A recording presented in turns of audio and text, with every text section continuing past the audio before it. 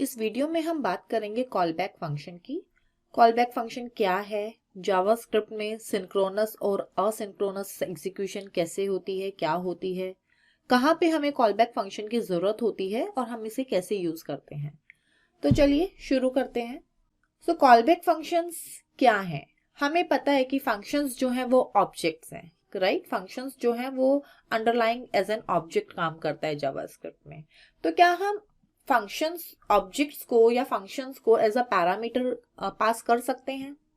अगर functions as a object है और ऑब्जेक्ट को हम फंक्शन में एज अ पैरामीटर पास कर सकते हैं, तो यस, हम फंक्शंस को भी एज अ पैरामीटर पास कर सकते हैं।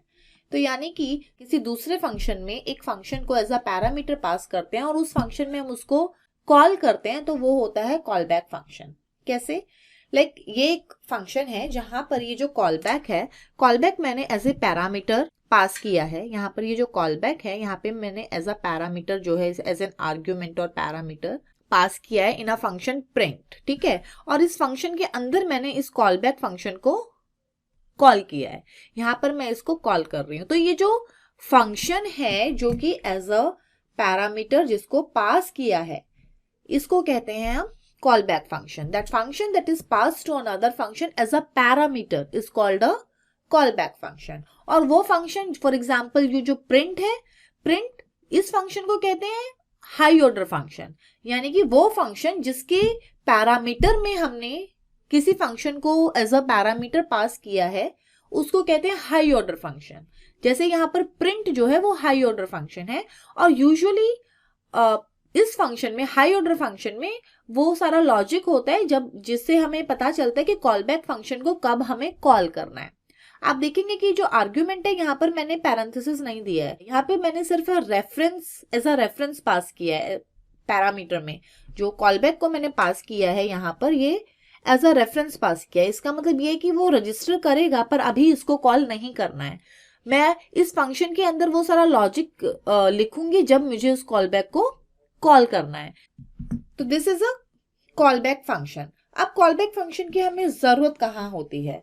तो कॉलबैक फंक्शन की जो जरूरत होती है वो बेसिकली, हमें पता है कि जावास्क्रिप्ट का जो कोड है वो टॉप टू बॉटम रन करता है, राइट? फॉर एग्जाम्पल, अगर ये मेरा कोड है, यहाँ पर मैं देखूंगी जावास्क्रिप्ट जो एग्जीक्यूशन होगी वो क्या होगा। ये देखेगा कि यहाँ फंक्शन है, इस वाली फंक्शन की डेफिनेशन को वो रजिस्टर कर लेगा कहीं पर मेमोरी में। आगे जाएगा नेक्स्ट स्टेटमेंट पर, नेक्स्ट स्टेटमेंट भी एक फंक्शन है, वो इस फंक्शन को भी रजिस्टर कर लेगा मेमोरी में।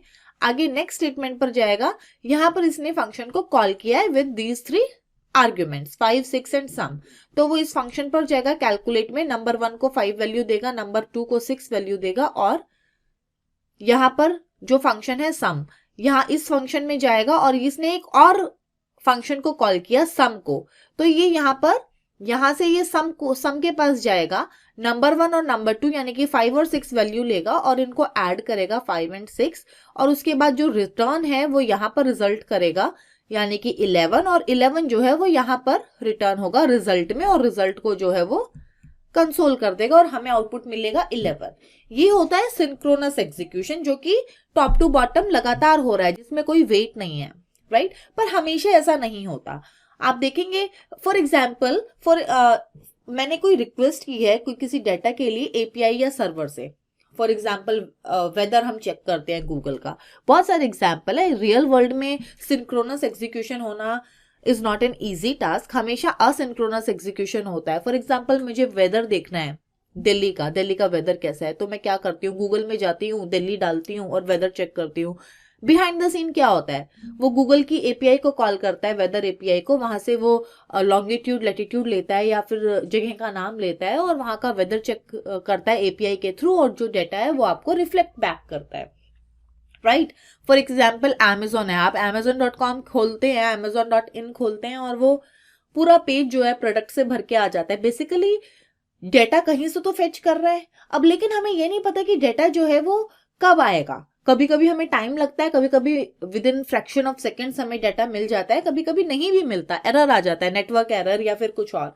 तो इस केसेस में जब हम कोई भी डाटा को फैच कर रहे हैं किसी सर्वर से या एक्सटर्नल एपीआई से, हमें पता नहीं होता कि डाटा कितनी देर में हमें वापस मिलने वाला है। ऐसी सिचुएशन में हमें रिस्पॉन्स का वेट करना होता है, और जब हम रिस्पॉन्स का वेट कर रहे हैं, हम ये नहीं चाहेंगे कि हमारी जो एप्लीकेशन है वो फ्रीज हो जाए, कुछ काम ही ना करे। मैं कुछ क्लिक कर रही हूँ, यूजर कुछ क्लिक कर रहा है, पर वो कुछ उसका रिस्पॉन्स ही नहीं मिल रहा मुझे, ना ही वो कुछ बता रहा है, ना मतलब इट्स जस्ट लुक्स लाइक ये हैंग हो गई है एप्लीकेशन।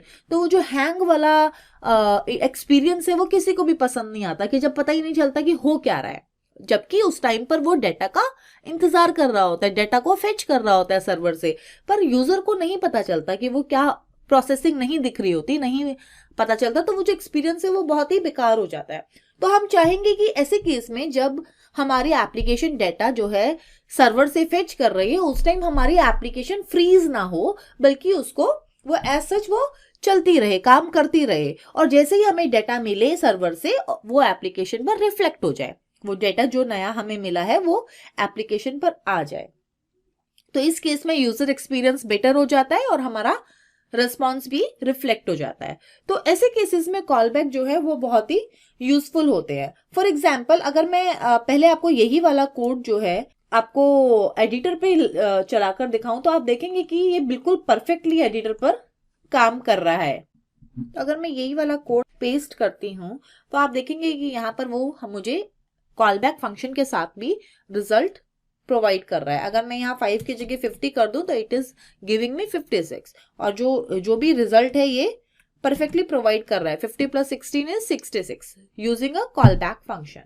पर यहाँ पर ये सिंक्रोनस एग्जीक्यूशन है और ज्यादा हमें कॉल बैक की जरूरत नहीं है। पर इसी को अगर मैं इस फंक्शन के साथ देखूं, जैसे कि यहाँ पर जो है ये है एक और फंक्शन लिया है मैंने, जहां पर मैंने कहा कि एक मैसेज फंक्शन है जो कि एक मैसेज शो करेगा बट आफ्टर 3 सेकेंड्स। यहाँ पर जो सेट टाइम आउट है, सेट टाइम आउट में मैंने एक मैसेज को कॉल किया है, this is the call back function, क्योंकि मैं एक फंक्शन को एज एन पैरामीटर पास कर रही हूँ, तो ये जो है मेरा कॉल बैक फंक्शन होगा। और ये करना कब है? ये करना है मुझे 3000 मिली सेकेंड्स के बाद। जो सेट टाइम आउट है, ये करता है क्या? ये एक फंक्शन है जो बेसिकली एक्सप्रेशन को इवेल्युएट करता है with after a given period of time, और ये जो पीरियड ऑफ टाइम होता है ये होता है हमारा मिली सेकेंड्स में। तो क्योंकि यहाँ पर मैंने 3000 दिया है, तो इसका मतलब ये 3 सेकेंड्स के बाद रन करेगा। इस फंक्शन को, मैसेज फंक्शन को रन करेगा ये after this amount of time, और ये जो अमाउंट ऑफ टाइम है ये क्या है? ये हमारा है 3000। तो यानी कि 3 सेकेंड के बाद ये इस मैसेज फंक्शन को रन करेगा। सेट टाइम आउट हमेशा ये करता है, इट कॉल्स अ फंक्शन और evaluates an expression after a given period of time. ये कॉल बैक का बहुत ही अच्छा एग्जाम्पल है। यहाँ पर जो मैसेज है ये एक फंक्शन है which is passed as an parameter और to another function, so this is called a call back function. और मैसेज फंक्शन में हमने कुछ नहीं, सिर्फ एक कंसोल स्टेटमेंट दिया है। तो अगर मैं इसी फंक्शन को कॉपी पेस्ट करके देखूं, तो आप देखेंगे कि ये मुझे आउटपुट देगा, पर 3 सेकेंड के बाद देगा। फॉर एग्जाम्पल, ये मैंने लिखा 1 2 3, और ये देखेंगे आप, जो आपका कंसोल आया है वो 3 सेकेंड के बाद आया है। आप फिर से ध्यान देना, यहाँ पर ये जो कंसोल है ये 3 सेकेंड्स के बाद आएगा। मैं फिर से एक बार इसको हटाती हूँ और दोबारा से करती हूँ, आप देखेंगे इमीडिएटली नहीं आएगा, ये कंसोल के बाद आएगा। जबकि अगर मैं सेट टाइम आउट ना करूं और सिर्फ इस मैसेज को, फंक्शन को ही कॉल करूं, तो आप देखेंगे कि वो जो है वो इमीडिएटली आउटपुट दिखेगा। जैसे ही मैंने देखो मैसेज को कॉल किया, जो कंसोल स्टेटमेंट है वो इमीडिएटली दिखा। पर सेट टाइम आउट में क्या होता है? सेट टाइम आउट में ये 3000 मिली सेकेंड्स के बाद इवेल्युएट होगा ये फंक्शन और एक्सप्रेशन। तो इस फंक्शन में क्या है? इस फंक्शन में है सिर्फ कंसोल स्टेटमेंट, वो सिर्फ आपको आउटपुट दे रहा है। तो ये कब एग्जीक्यूट कब होगा? आफ्टर 3 सेकेंड्स, 3000 मिली सेकेंड और 3 सेकेंड। तो इसीलिए जो आपको ये आउटपुट दिखेगा ये 3 सेकेंड के बाद दिखेगा। फॉर एग्जाम्पल, मैं अब आपको करके दिखाती हूँ। मैंने इसको सेट टाइम आउट स्टेटमेंट को अनकमेंट किया और आप देखेंगे अभी कंसोल पर कुछ नहीं है, 3 सेकेंड के बाद ये कंसोल पर मैसेज आ गया है। So this is call back function. आप एक चीज और देखेंगे कि अगर मैं इसको as a anonymous function use करूं, अगर मैं सेट टाइम आउट में मैसेज की जगह पूरा ये फंक्शन डाल दूं, Ctrl+C, और यहां पे मैंने मैसेज ना डाल के पूरा ये फंक्शन डाल दिया तो भी ये 3 सेकंड के बाद देखिए आपको आउटपुट ये शो कर रहा है, राइट। तो यानी कि फंक्शन जिसमें नाम नहीं है, एनोनिमस फंक्शन के साथ भी कॉल बैक फंक्शन काम करते हैं। और इसी तरीके से एरो फंक्शन के साथ भी ये फंक्शन काम करता है। अगर मैं इसी फंक्शन को as an arrow function convert कर दूं तो भी ये 3 सेकंड के बाद आप देखेंगे मैसेज आ गया है। अगर आपने नहीं ध्यान दिया है तो मैं एक बार दोबारा से करती हूँ। मैंने इसको कंट्रोल यहाँ पे मैं इसको कट पेस्ट कर रही हूँ, यानी कि अभी आपके पास कोई आउटपुट नहीं है। मैंने पेस्ट, जब मैं पेस्ट करूंगी आप ध्यान दीजिएगा एकदम से आउटपुट नहीं आएगा, 3 सेकंड के बाद आउटपुट आएगा। ये मैंने पेस्ट किया और देखिए अब आउटपुट नहीं है और ये 3 सेकंड हो गए और आउटपुट आ गया। सो this is the call back function. एक बहुत ही कॉमन एग्जाम्पल मैं आपको कॉल बैक का और देती हूँ। आपने देखा है कि कॉल बैक बेसिकली क्या कर रहा है। कॉल बैक फंक्शन ऐसा फंक्शन है जो किसी फंक्शन में एज ए पैरामीटर पास हो रहा है ताकि हम उस फंक्शन को कुछ टाइम बाद कॉल करें, राइट। वो फंक्शन जो है एकदम से एग्जीक्यूट ना हो, कुछ टाइम बाद हम उसको कॉल कर सकें। जैसे कि मैंने अभी एग्जांपल दिया था डेटा से जो हम सर्वर ले रहे हैं, that is a call back function में हम उसको, क्योंकि जब डेटा आ जाएगा तभी तो हम प्रोसेस करेंगे, तो we will wait until we have data from the server. जैसे ही डेटा सर्वर से आएगा we will start processing on that data. और इसी तरीके से इवेंट हैंडलर जो होता है, हमने बहुत बार यूज किया ऐड इवेंट लिसनर, कि हमने कोई बटन क्लिक किया और उसके क्लिक करने के बाद वो फंक्शन एग्जीक्यूट हो, उससे पहले नहीं, एकदम से एग्जीक्यूट ना हो, क्लिक करने के बाद हो। तो उसमें भी तो हम यही करते हैं। अगर आपने ध्यान दिया हो, फॉर एग्जाम्पल अगर मैं एक बटन बनाती हूँ यहाँ पर, सो HTML में मैंने यहाँ पर एक बटन बनाया जिसकी मैंने आईडी दी कॉल बैक बटन, और यहाँ पे मैंने लिखा क्लिक मी, ओके। और यहाँ पे मैंने बटन को कर दिया क्लोज। मैंने एक बटन बनाया, यहाँ पे मुझे क्लिक बटन दिख रहा है पर ये कुछ कर नहीं रहा।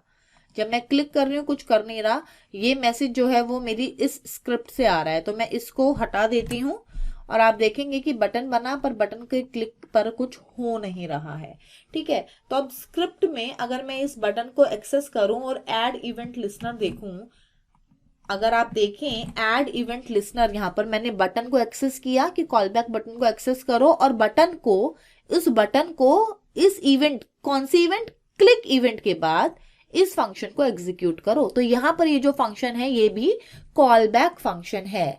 ये एक फंक्शन है जो एज एन पैरामीटर यहाँ पर मैंने पास किया है। Add event listener is a function which has 2 parameter, one is event and another is the callback function which जो आपको बताता है कि करना क्या है इस इवेंट होने पर। ये जो इवेंट क्लिक इवेंट होगी, क्लिक इवेंट पर करना क्या है। तो ठीक है, ये जो फंक्शन है बेसिकली ये कॉल बैक फंक्शन है। और आप देखेंगे अब जब भी आप क्लिक करेंगे तो ये आता है user has clicked on the button, यानी कि जब आपने क्लिक किया तब ये वाला फंक्शन जो है वो एग्जीक्यूट हो गया। This is also called a call back function, जो हमारा हमेशा यूज होता है। किसी भी वेबसाइट पर जब हम क्लिक करते हैं तो कुछ हमें पॉपअप आता है, किसी पेज पर वो लेकर जाता है या कोई मैसेज देता है या कुछ भी करता है, तो वो जो होता है basically by the use of call back function. और इसी तरीके से कॉल बैक फंक्शन में अगर मैं इसको एज अ फंक्शन अलग से कर लूं, फॉर एग्जाम्पल अगर आपको मैं थोड़ा कंफ्यूजन लग रहा है, तो अगर मैं इस फंक्शन को यहां से कट करके और यहां पर कहीं पर मैं फंक्शन को डिफाइन कर दूं with the name of test for example, ठीक है। ये टेस्ट फंक्शन में मैं एक आउटपुट दिखा रही हूँ, user has clicked on the button, और इस फंक्शन को एज अ पैरामीटर मैं इस फंक्शन में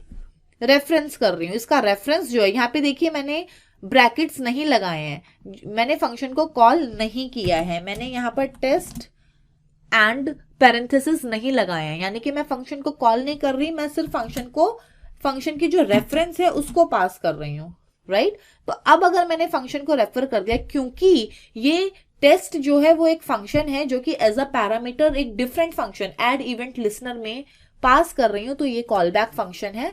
और ये कर क्या रहा है, ये तब एग्जीक्यूट होगा तब मैं बटन पर क्लिक करूंगी। तो basically after having some event, ये तब तक एग्जीक्यूट नहीं हो रहा, तब तक मैं क्लिक नहीं कर रही, तो जैसे ही मैं क्लिक करूंगी ये एग्जीक्यूट होगा और ये मेरे को यहाँ पर आउटपुट दिखा रहा है, प्रोसेस होगा। तो सो this is the call back function. और आप देखेंगे कि किसी भी वेबसाइट को डेवलप करने में हमें कॉल बैक फंक्शन लगभग बहुत सारी जगह चाहिए होता है। कभी भी डेटा से, सर्वर से काम कर रहे हैं, एपीआई से काम कर रहे हैं, इवेंट के साथ काम कर रहे हैं, तो हमें we need this call back function. This is really a important concept for a JavaScript programming.